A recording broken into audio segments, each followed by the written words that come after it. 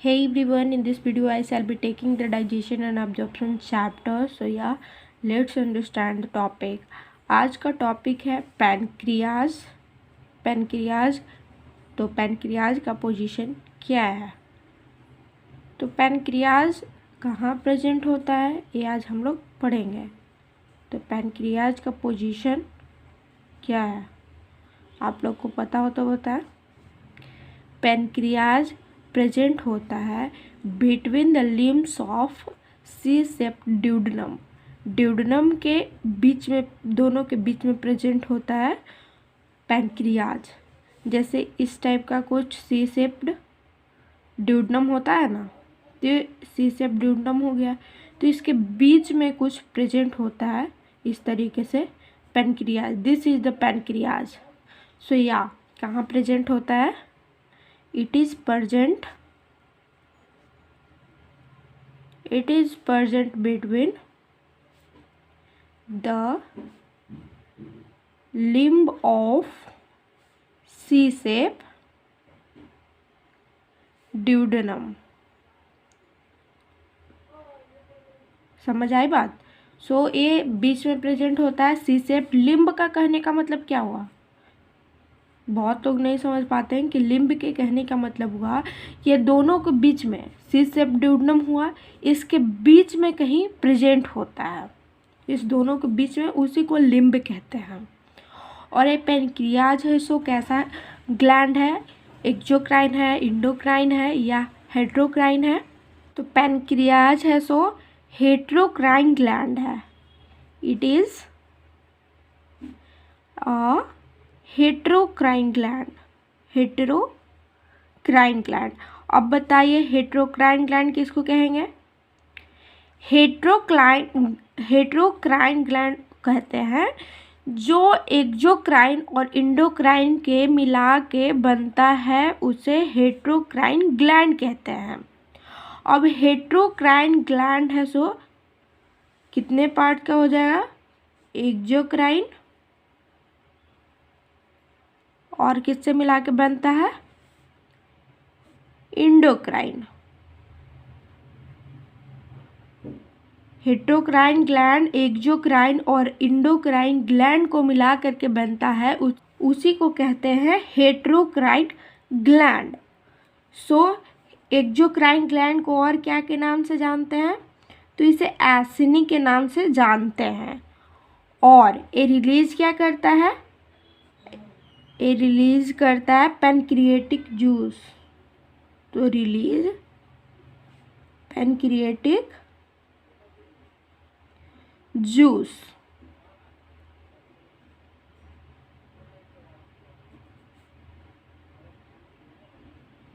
और इंडोक्राइन में आ जाएगा islet of Langerhans. Islet of Langerhans.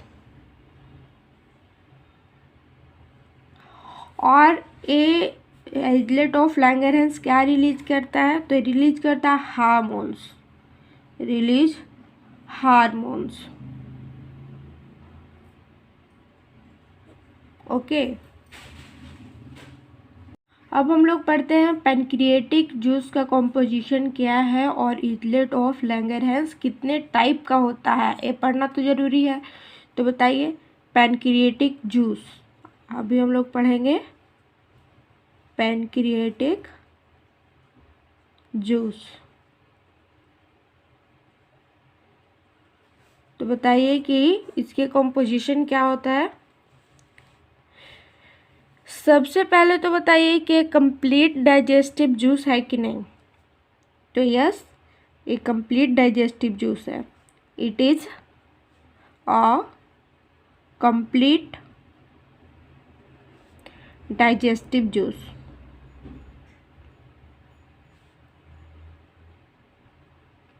और पैनक्रिएटिक जूस है सो कितना रिलीज करता है पर डे, रिलीज कितना करता है पर डे, तो ये रिलीज करता है 1.2 लीटर पर डे। और इसकी पीएच क्या है, इसकी पीएच है 7.8।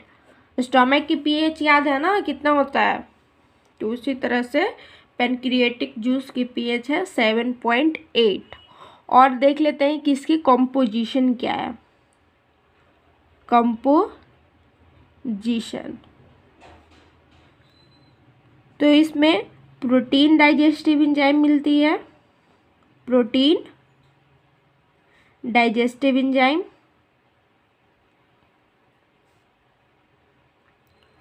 और इसमें क्या मिलती है, तो स्टार्च डाइजेस्टिव एंजाइम मिलती है,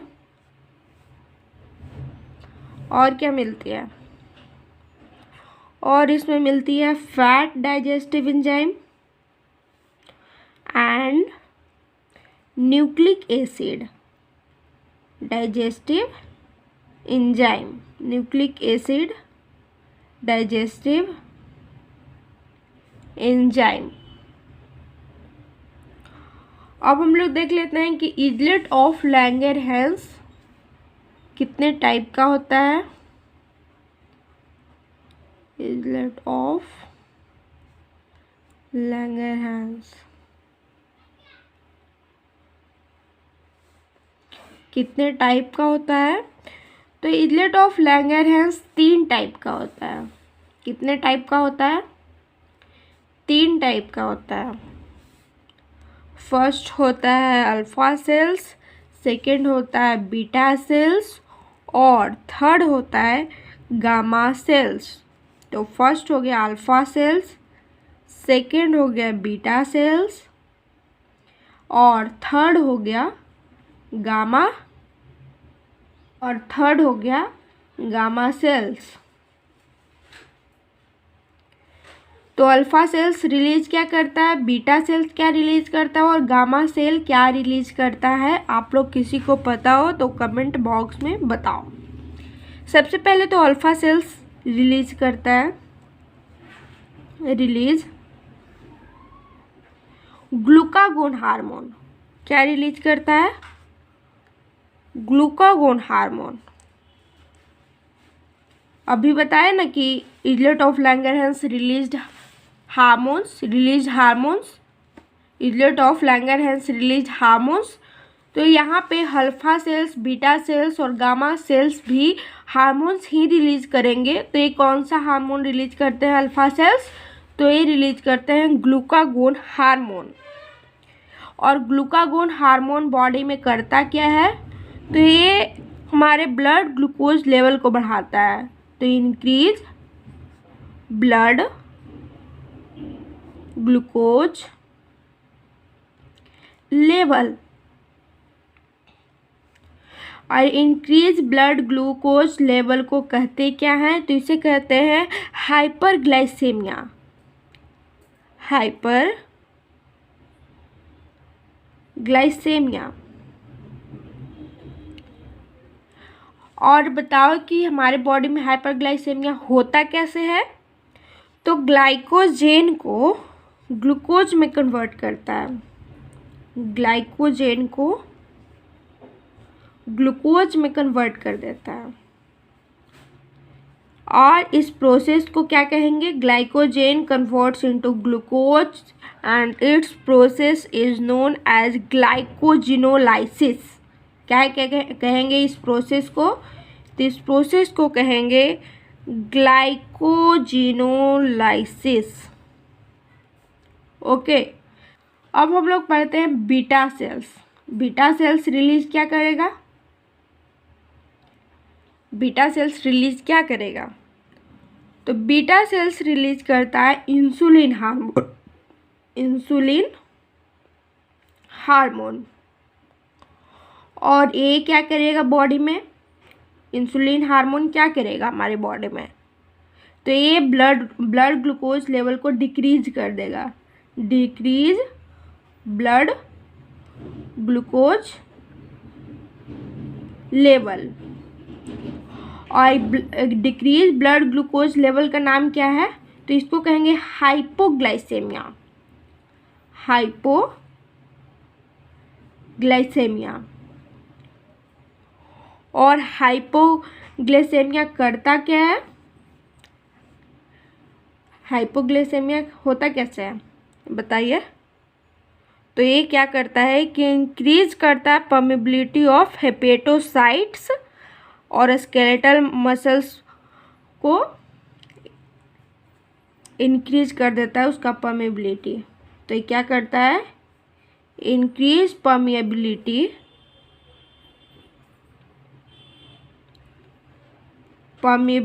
ऑफ हेपेटोसाइट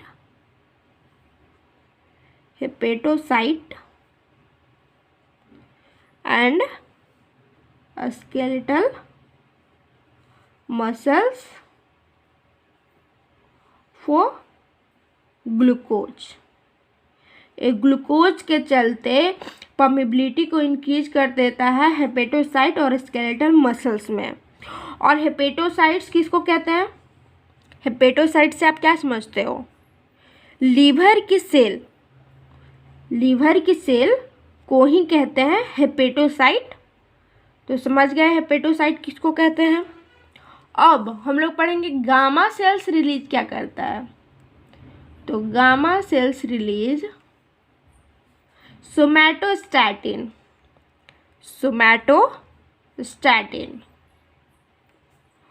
और सोमैटोस्टैटिन क्या करता है? तो ये करता है जो हमारा अल्फा सेल्स और बीटा सेल्स जो ज़्यादा अमाउंट में सिक्रीशन हो गया उसी को इनहिबिट करता है।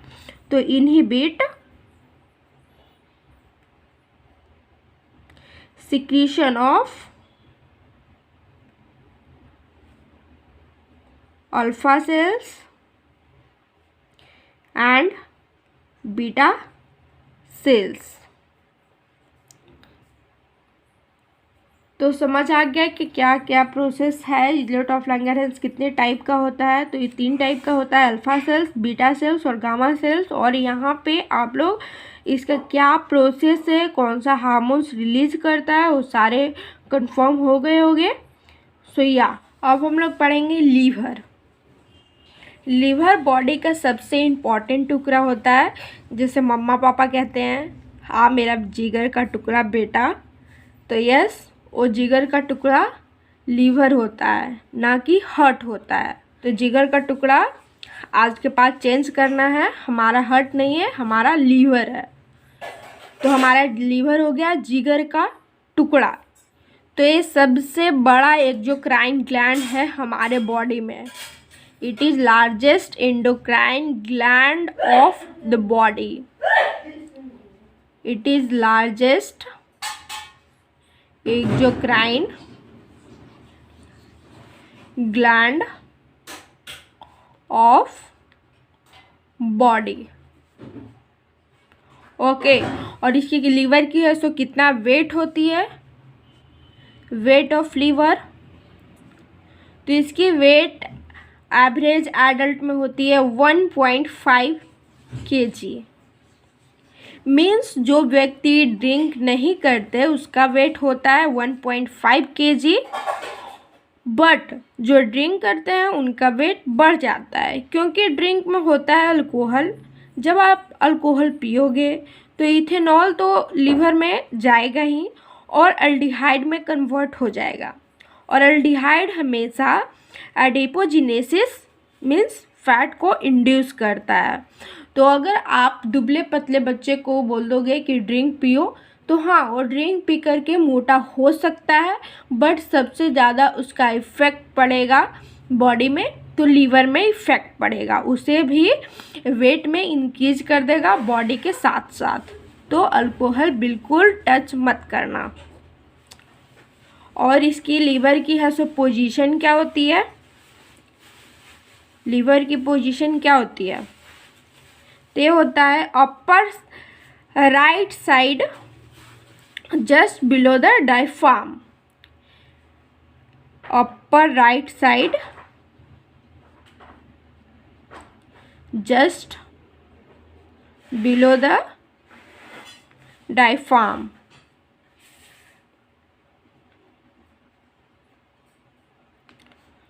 और कुप्फर सेल्स होता है। कुप्फर सेल्स पता है किसे कहते हैं? लीवर में कुप्फर सेल्स होता है। तो कुप्फर सेल्स किसको कहते हैं? तो फैगोसाइटिक सेल्स इन लीवर, उसी को कहते हैं कुप्फर cell. phagocytic cells in liver. This is called Kupffer cell. और हमारा लीवर है सो कितने पार्ट्स में डिवाइड होता है, तो हमारा लीवर 2 लोब्स में डिवाइड होता है. एक होता है राइट लोब जो सबसे बड़ा होता है और एक होता है लेफ्ट लोब जो छोटा होता है. तो liver is divided into 2 lobes. और बीच में क्या से डिवाइडेड होगा, जो इस तरीके से डिवाइड होगा, एक होगा राइट लोब जो बड़ा होता है, एक होगा लेफ्ट लोब जो छोटा होता है. तो क्या से डिवाइड होगा, ये बीच में इस चीज़ का क्या नाम है, लाइन का, तो इसका नाम होता है, डिवाइड होता है फैल्सिफॉर्म लिगामेंट से, बाय फैल्सिफॉर्म लिगामेंट. इस चीज़ को आप अच्छे से याद रखना कि इसका नाम है फैल्सिफॉर्म लिगामेंट. तो फर्स्ट होता है राइट लोब जो बड़ा होता है, लार्ज होता है. एक होता है लेफ्ट लोब जो छोटा होता है, स्मॉल इन साइज. और इसका फंक्शन क्या है, लीवर का फंक्शन क्या है, फंक्शन ऑफ लीवर क्या है, लीवर का फंक्शन, ते बाइल जूस को प्रोडक्शन करता है इमल्सिफिकेशन ऑफ फैट के लिए.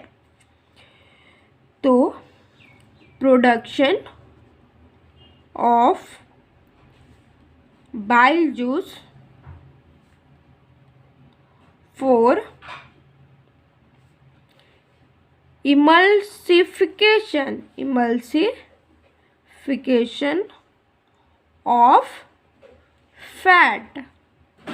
ये क्या प्रोड्यूस करता है, तो बाइल जूस प्रोड्यूस करता है. और किसके लिए करता है, तो इमल्सिफिकेशन ऑफ फैट के लिए कहते हैं. अब बताओ कि इमल्सिफिकेशन किसको कहते हैं, इमल्सिफिकेशन किसको कहते हैं, बड़े से फैट को, दिस इज बड़ा सा फैट, बड़े से फैट को छोटे छोटे फैट में तोड़ना, दैट्स कॉल्ड इमल्सिफिकेशन. अब हम लोग देखते हैं कंपोजिशन ऑफ बाइल जूस.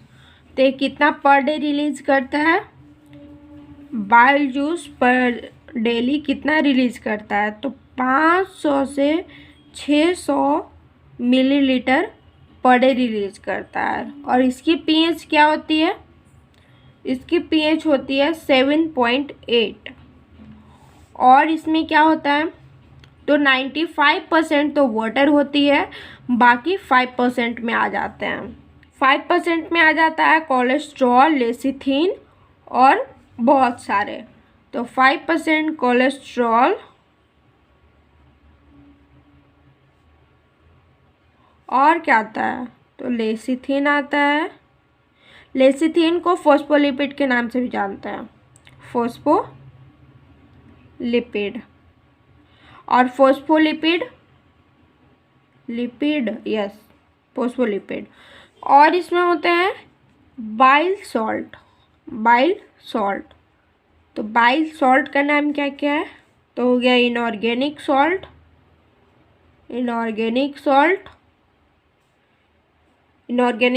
में कौन सा हो गया, तो सोडियम बाइकार्बोनेट.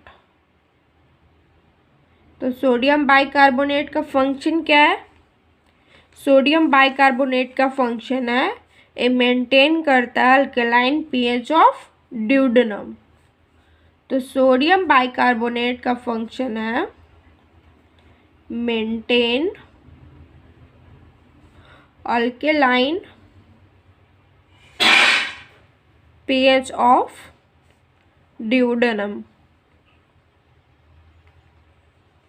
और एक होता है ऑर्गेनिक सॉल्ट में कौन कौन सा आ जाएगा, तो सोडियम ग्लाइकोलेट,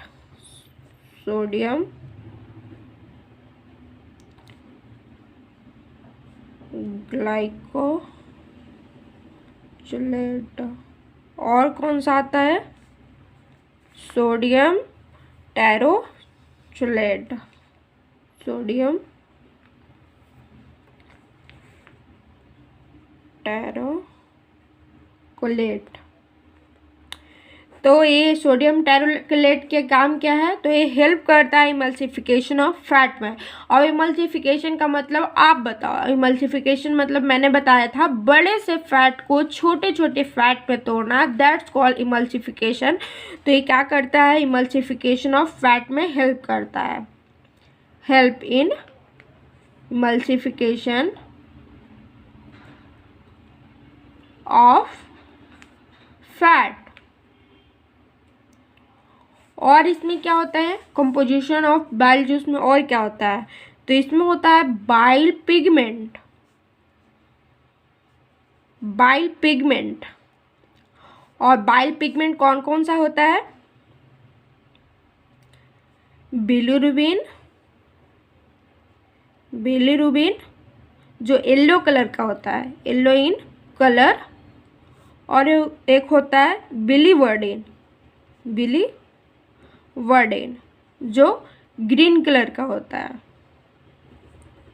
जब आरबीसी टूटते हैं तो टॉक्सिक मटेरियल निकलती है, उसी को बाइल पिगमेंट कहते हैं। बाइल पिगमेंट किसको कहते हैं? जब आरबीसी जैसे ये हो गया आरबीसी, इसको जब तोड़ते हैं तो इससे टॉक्सिक मटेरियल जो निकलता है उसी को कहते हैं बाइल पिगमेंट।